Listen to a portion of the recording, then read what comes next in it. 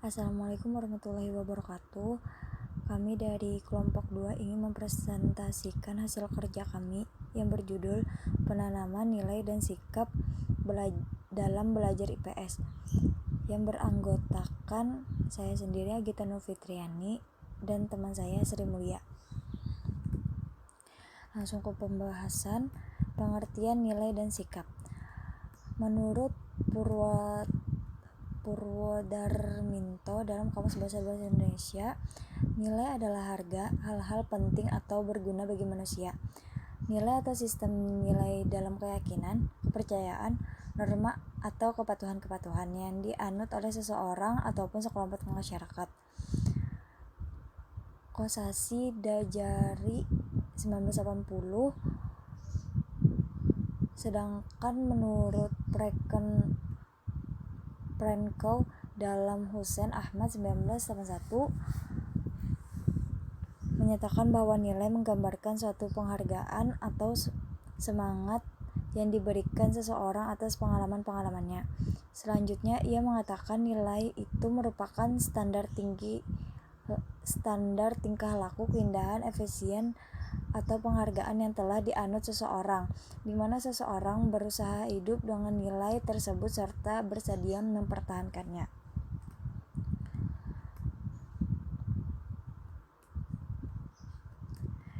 2. Pembentukan sikap.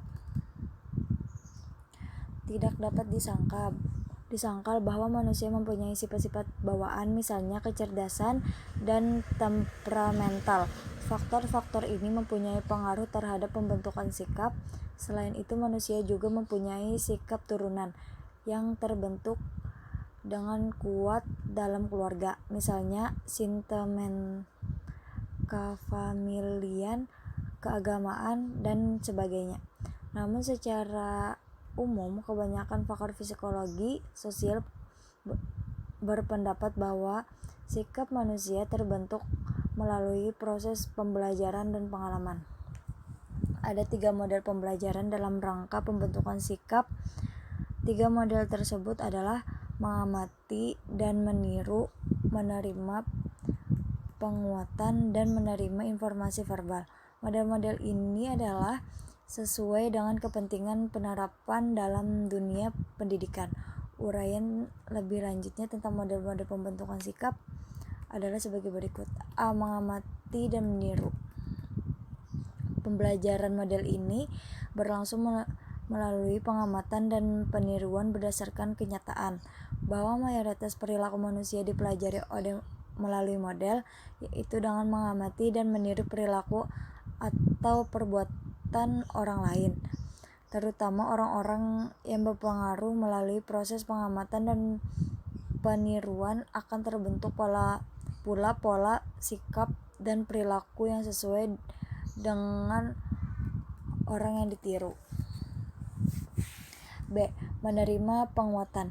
Pembelajaran model ini berlangsung melalui pembiasaan operan, yaitu dengan menerima atau tidak menerima penguatan atas suatu respon yang ditunjukkan. Penguatan juga dapat berupa hadiah, penguatan positif, dan dapat berupa hukuman, penguatan negatif.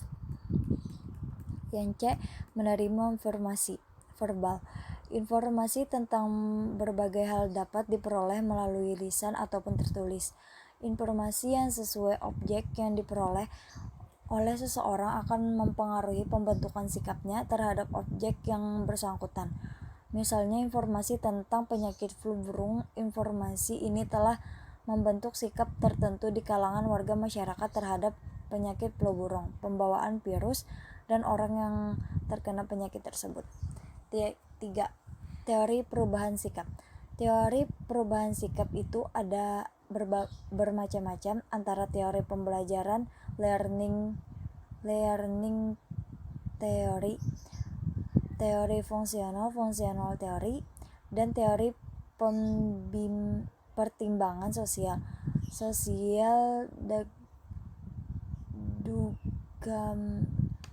development teori. Lebih jelasnya marilah kita lihat uraian di bawah ini. A. Teori pembelajaran atau learning theory. Teori pembelajaran learning theory melihat perubahan sikap sebagai suatu proses pembelajaran. Teori ini tertarik pada ciri-ciri dan hubungan antara stimulus dan respon dalam suatu proses komunikasi. Menurut Yale, Head-Yale Communication dan Kangaroo program, yaitu program komunikasi dan perubahan sikap, dalam memberikan sumbangan terbesar terdapat perkembangan teori ini. Program Yale mengidentifikasikan unsur-unsur dalam proses pembujukan yang dapat beri pengaruh terhadap sikap seseorang. Menurut program Yale, ada 4 unsur dalam proses pembujukan yang dapat mempengaruhi perubahan sikap, yaitu penyampaian sebagai sumber informasi. Yang B. Teori fungsional atau functional theory. Teori fungsional mengasumsikan bahwa manusia mempertahankan sikap yang sesuai dengan kebutuhan dirinya sendiri. Perubahan sikap terjadi dalam rangka mendukung suatu maksud atau tujuan yang ingin dicapainya. Berdasarkan teori ini, sikap merupakan alat untuk mencapai tujuan. Oleh karena itu, untuk merubah sikap teori, terlebih dahulu harus dipelajari dan diketahui kebutuhan khusus atau tujuan khusus yang dicapainya.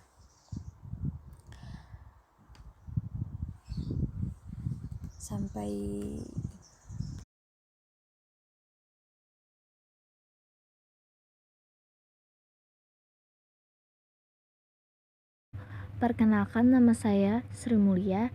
Di sini saya akan melanjutkan materi yang dibawakan oleh teman saya tadi, Agita Nurfitriani. Langsung saja ke pembahasannya. Teori pertimbangan sosial.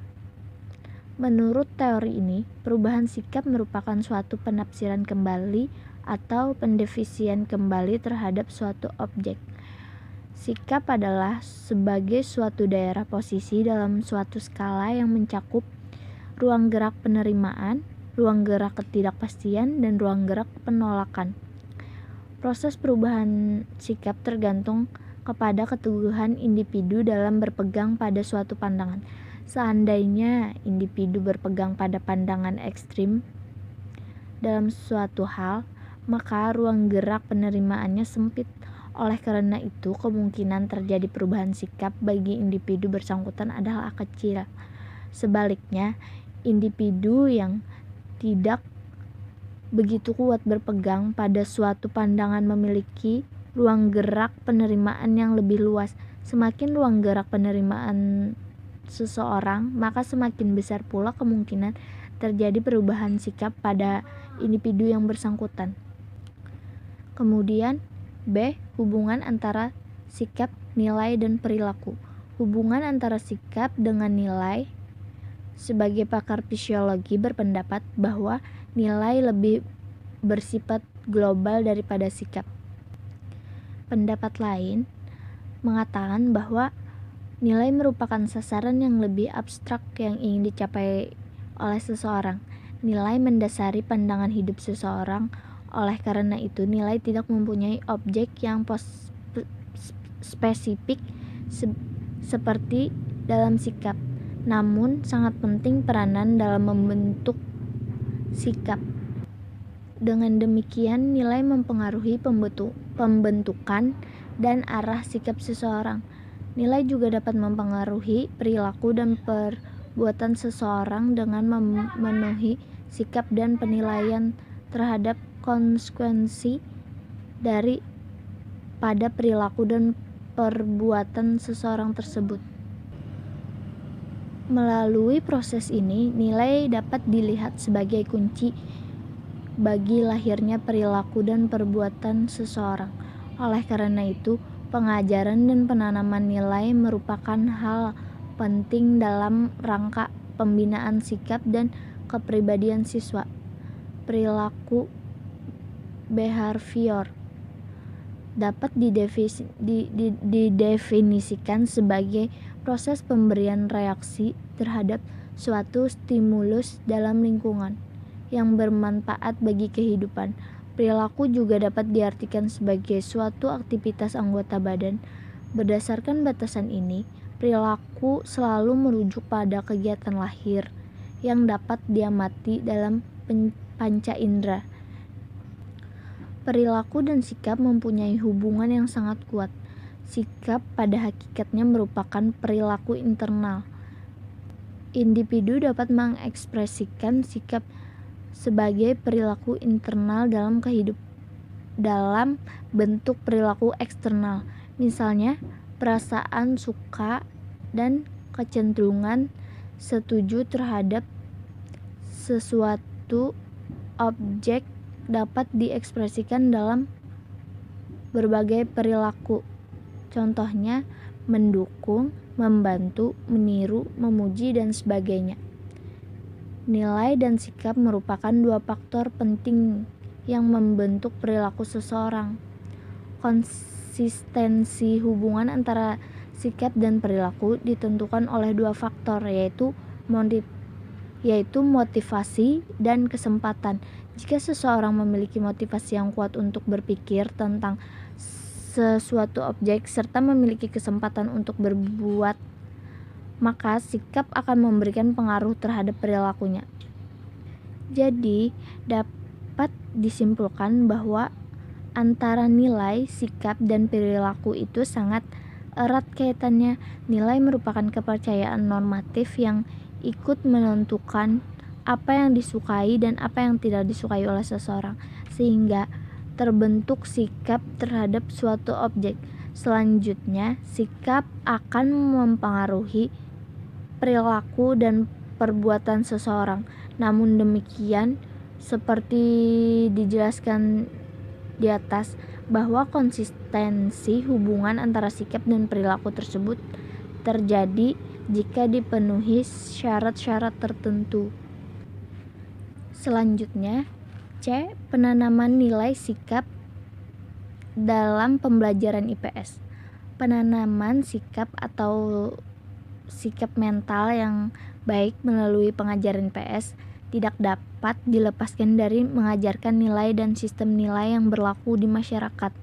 Dengan kata lain, strategi pengajaran nilai dan sistem nilai pada IPS bertujuan untuk membina dan mengembangkan sikap mental yang baik.